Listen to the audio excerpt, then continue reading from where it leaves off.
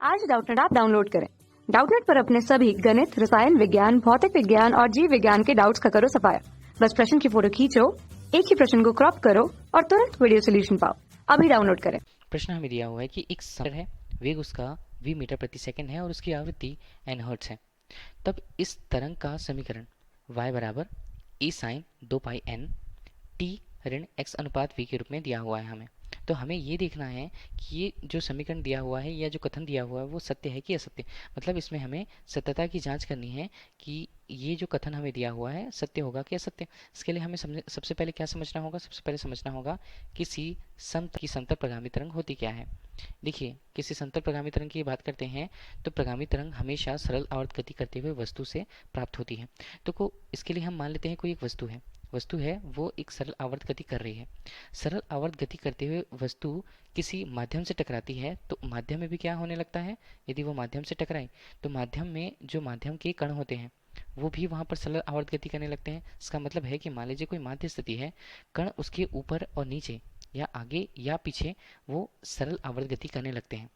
इस प्रकार कणों का सरल आवर्त गति करना जिससे जो विक्षोभ होते हैं, मतलब वस्तु यदि वहां पर गति कर रही थी तो अपना विक्षोभ उसने किसी माध्यम को दिया और इस तरह वस्तु के द्वारा प्राप्त किए गए माध्यम द्वारा विक्षोभ से और विक्षोभ आगे बढ़ते हुए जहां उसके कण माध्य स्थिति के ऊपर और नीचे गति कर रहे हैं, इस तरह विक्षोभ आगे बढ़ता है और दूसरी छोर पर पहुंच जाता है। इसे हम क्या बोलते हैं? जो विक्षोभ में जो तरंग होता है उसी को हम बोलते हैं प्रगामी तरंग। अब देखिए इसे हम किस प्रकार से समझ पाएंगे। अब इसके लिए हमने क्या किया कि विस्थापन और समय के रूप में हमने ग्राफ बना लिया है प्रगामी तरंग के समीकरण को। इसी आधार पर हम देख सकते हैं कैसे। ये देखिएगा, ये हमारे पास जो दिया हुआ है ये क्या है? हमने किसी प्रगामी तरंग के लिए उसके विस्थापन और समय के मध्य एक ग्राफ लिया तो किस प्रकार से देखिएगा। देखिए, जो कण सरल आवर्त गति करते हुए आगे बढ़ती है विक्षोभ के साथ, तो उसे हम देखिए कुछ इस तरह ये आगे बढ़ती है। अब क्या होता है, यहाँ पर हमने सबसे पहले तो मूल बिंदु पर इसकी स्थिति ली है। इसके आधार पर हम देखते हैं कि पहले कण जो है माध्य स्थिति के ऊपर की ओर कंपित करते हुए एक अधिकतम ऊंचाई तक जाते हैं या अधिकतम दूरी तक जाते हैं। उन्हें क्या कहा जाता है? उन्हें आयाम कहा जाता है, जो प्रश्न में हमें समतल प्रगामी तरंग का आयाम दिया हुआ है। इसके अलावा यदि हम और देखें तो देखिए, एक रूप से गति करते हुए या कंपन करते हुए वो अधिकतम धनात्मक स्थिति तक उसी तरह धीरे धीरे समय के साथ वह नीचे की ओर जाने लगते हैं। ठीक है, वो जो आयाम हुआ। और इस प्रकार से पूर्ण एक कंपन, जब कंपन करता हुआ कण पहले ऊपर से जाकर के नीचे शून्य पर और फिर से नीचे ऋणात्मक में जाकर के वापस शून्य पर मिलता है तो हम उसे बोलते हैं एक दोलन। एक दोलन यहाँ पर पूर्ण हुआ है, ये हमने समझ लिया। प्रकार एक पूर्ण दोलन में तय की गई दूरी को किस प्रकार से व्यक्त किया जाता है किसी तरंग के लिए? लैम्डा, मतलब उसके तरंग दैर्ध्य से प्रस्तुत किया जाता है। अब इस प्रकार हम देखते हैं कि ये मूल बिंदु की स्थिति थी। अब क्षणिक स्थिति हमें देखनी है। मतलब हमने क्या मान लिया, मान लीजिए यहाँ से किसी x दूरी पर किसी कण के लिए उसके कंपन की स्थिति को हमने देखा तो ये बिंदु P पर प्रदर्शित होता है। जो बिंदु P से यहाँ पर नीचे हम जानते हैं तो वहाँ पर y की स्थिति हमें बताई जाती है।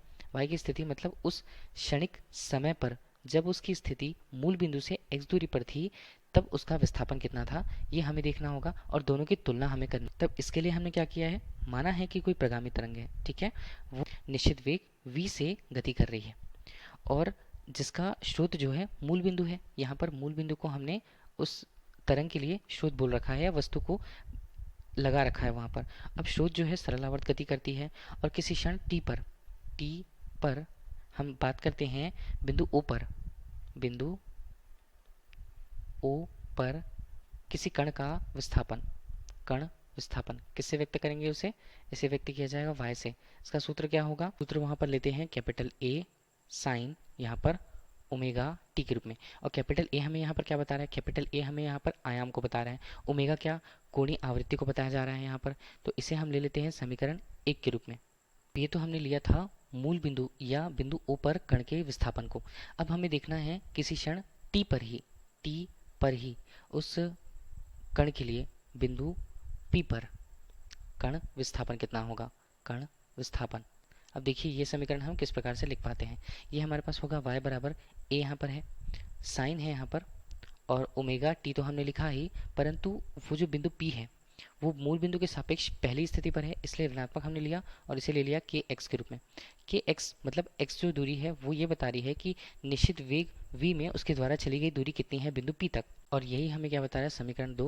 और देखिए किसी भी क्षण हमें यदि कण के विस्थापन चाहिए तो हमें यही समीकरण से या इसी समीकरण के द्वारा हम विस्थापन समीकरण का मान आसानी से निकाल सकते हैं। इसलिए इसे क्या कहा जाता है, इसलिए इसे कहा जाता है मानक समीकरण। ठीक है, किसका, प्रगामी तरंग का या समतल प्रगामी तरंग का मानक समीकरण। क्या करते हैं हम यहाँ पर, देखिए ओमेगा हम जानते हैं कोणीय आवृत्ति है, कोणीय आवृत्ति को हम किस प्रकार से लिखें, एक आवृत्ति के अनुसार 2 पाई एन के रूप में हम उसे लिख सकते हैं। ठीक है, ये तो हमारे पास हुआ। अब के यहाँ पर क्या है, के यहाँ पर तरंग संचरण संख्या है। ठीक है, तो हमारे पास जो समीकरण है वो किस प्रकार से लिखा जाएगा, y बराबर हम इसे लिखते हैं कैपिटल A, साइन हमने लिखा और देखिए ओमेगा को हमने उभयनिष्ठ निकाल लिया, मान क्या बचेंगे t ऋण यहाँ पर k और अनुपात में आएगा यहाँ पर ओमेगा और यहाँ पर x। ठीक है, ये तो हमें मिला। देखिए k बटे ओमेगा तरंग संचरण संख्या और ओमेगा मतलब कोणीय आवृत्ति का अनुपात हमें क्या बताता है, 1 v को, मतलब ये वेग को बताता है।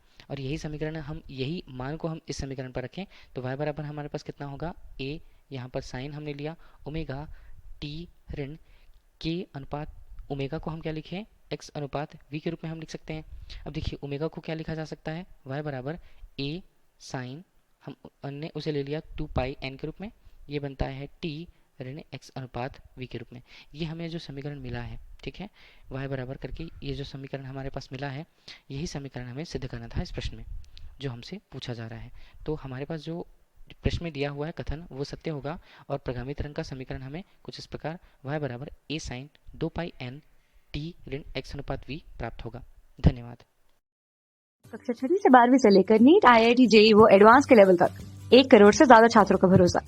आज ही डाउनलोड करें डाउटनेट ऐप या व्हाट्सएप करें अपने सारे डाउट्स 8400 400 400 पर।